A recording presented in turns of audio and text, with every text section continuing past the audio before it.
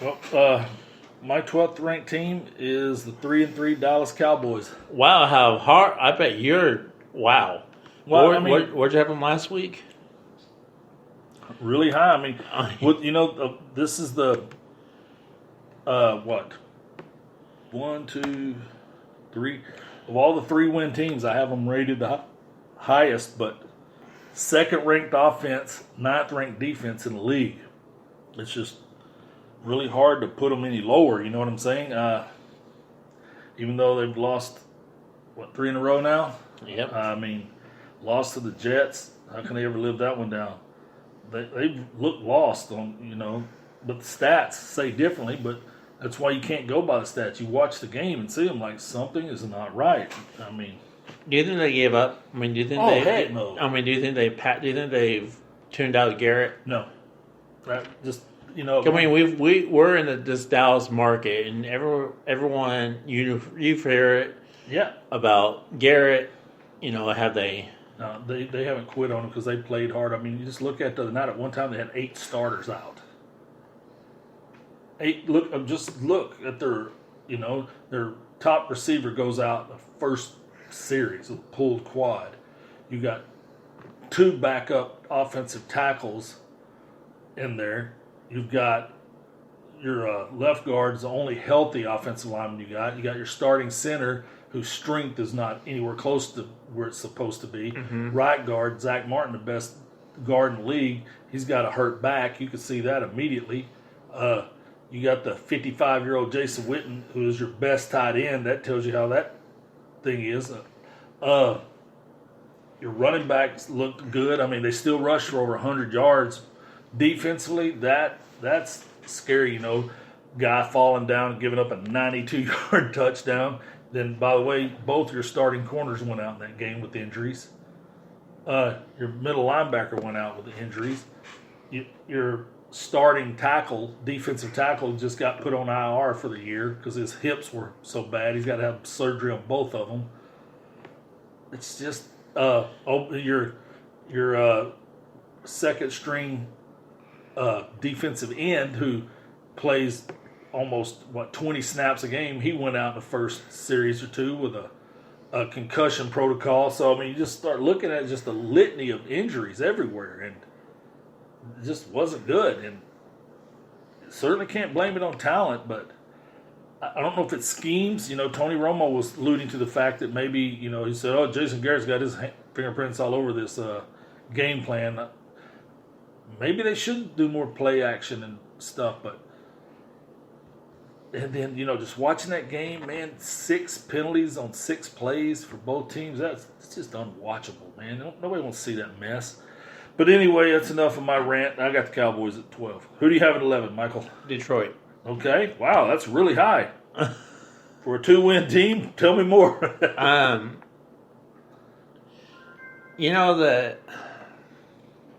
The talent stat. I mean, I got to put to Stafford. He is definitely improved from last year to this year. I'm just looking at the division, how still wide open it is. Mm-hmm. How they're still very competitive. They haven't checked out. I mean, some of these teams right now in this week, as deep as we are, you'll still see players kind of check out because they know that the end is near. Like, you look at Cincinnati and Miami, you kind of know, we're going to make the playoffs this year. Yeah, but those guys, the eye in the sky is telling on them, like, if you're a quitter, they're going to see it. They're going to jettison you from that roster next year, So, and all 32 teams look at that too. So you better not get caught loafing, which some of those guys will, just like you said. But I mean, Detroit has been competitive. They have. They really haven't had a blowout. That's what they haven't been blown out this year, have No. they? Not even with the Patriots. No. I mean, they've been competitive 4 quarters every game. Yep. And that's something to say about the coach. Matt Patricia. And because the previous Lions have we've seen the Lions been bad. Punch Lions. Yes. The Punch Lions. Yeah. So I have them number 11. Number 11, I have the Baltimore Ravens. Wow. Okay. 4-2. Number 1 offense in the NFL, number 13 defense. They beat the Bengals 23-17 last week, a little closer than what we thought was going to see. This week they got the Seattle Seahawks. That one, and they're playing in Seattle, so that one's going to be tough. Probably rainy. That's Yep, just Lamar Jackson, through 6 games, he's just killing it, man. I mean, he's improved enough on his throwing that Jackson's completing 65% of his passes, averaging 251 yards per game. But his rushing average is just what it is. But I'm just saying, you can't keep doing that with these quarterbacks. It's going to blow up on you. These guys get hit in this league. But so verily, that's who I have at number 11, the Ravens. Who do you have at number 10, Michael? Dallas Cowboys. Okay. We've always had them. I've always had them ranked in my top 5 at least, or top 3, 4.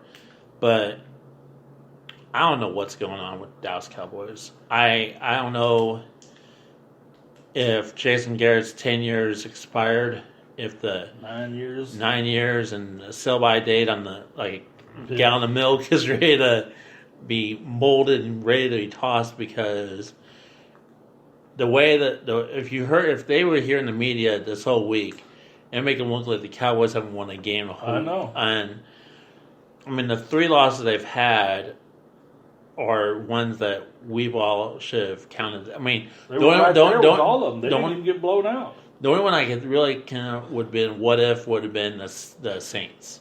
Yep. But to lose to New York, in New York, Yep.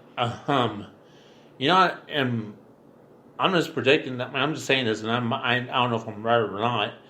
It seems like every time that Tony Romo does a play-by-play game for the Cowboys don't do so good.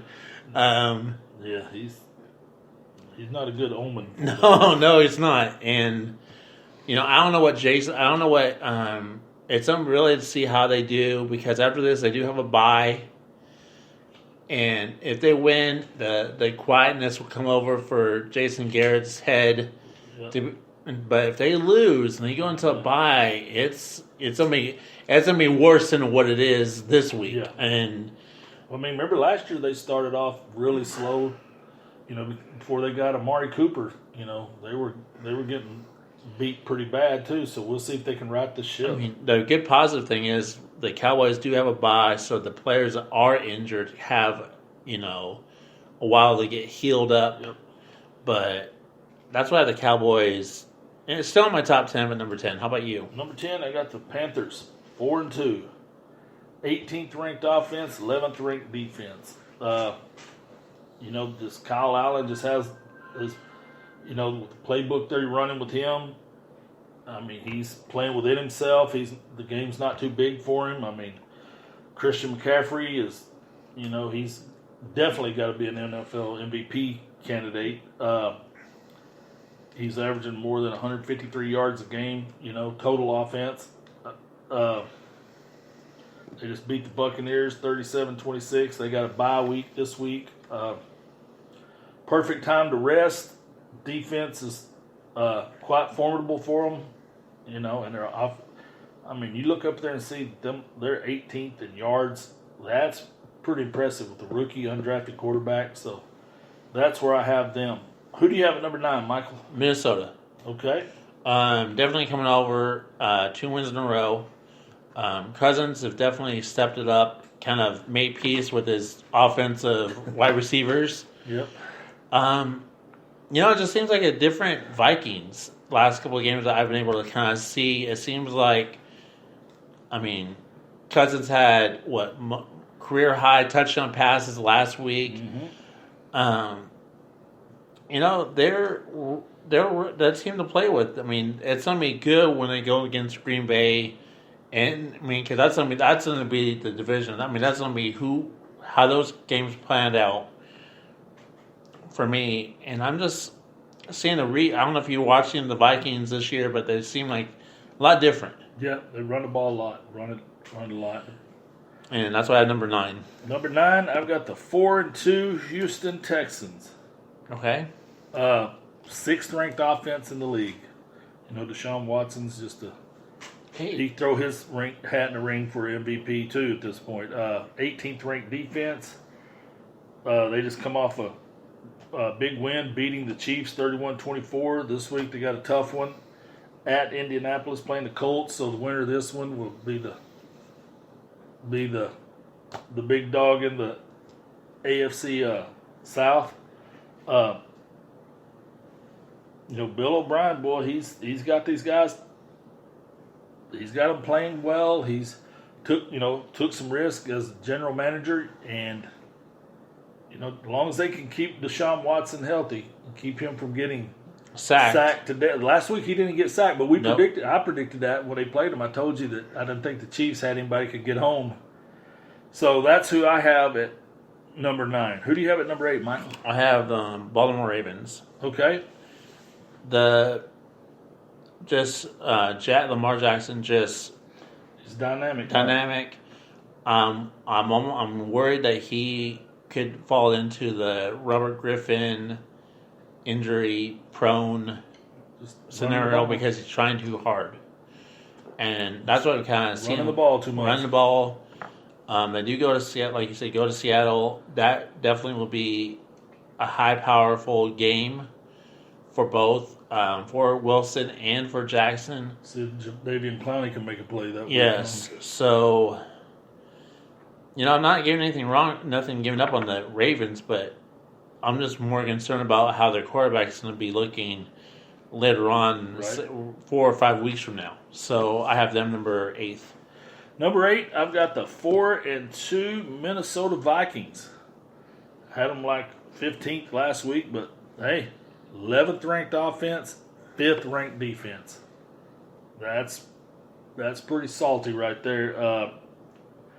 This week they got a big game at Detroit. You know, they started off as one of the hottest rushing offenses in the league. They were averaging 375 yards through the first 3 weeks. Now, over the past 2 weeks, the team's passing has finally caught fire with Cousins on Sunday when he had the 333 yards and 4 touchdowns. If they can get both of these going at the same time, they will be a tough matchup for anybody in the league. Who do you have at number 7, Mike? I have the Houston Texans. Okay. Coming off that great win against Kansas City. Right. Watson not getting sacked as much as he but we called it. You called it against him. He wasn't going to get sacked, but you know they just got to protect the quarterback to win, and that's their defense has stepped it up. But it's all about how the quarterback handles the game. Yeah, their rushing attack's good too. Yeah. I mean, they're running the ball. And they lost. The thing about this, they lost their running back during against the Cowboys in the preseason. Yeah, and they not missed a beat with him. So I have Houston number 7. Number 7, I've got the 4-1 Green Bay Packers. 17th ranked offense, 21st ranked defense. They're tough, man. They're hard to beat with that quarterback. They just beat the Lions 23-22. This week they got to play the Raiders. He was down. Rodgers was down 2 of his top pass catchers, and they still, Lazard made 4, huge catches, including the Packers' final touchdown that put them in the position to win the game. But, this kid was a second-year undrafted free agent, Alan Lazard. Man, he's the real deal. And you're thinking about, man, everybody else has these big name wide receivers, high draft picks, and then you see the Packers out there, and you're like, who are these guys? Mm-hmm. But when you have an Aaron Rodgers, man, all you have to do is do your job. He'll get the ball to you. And like I said, their defense is solid enough. I mean, quite frankly, I thought they would be ranked higher than that, but the Cowboys put up enough yards on them to kind of tilt that a little bit. Who do you have at number 6, Michael? My number 6 pick is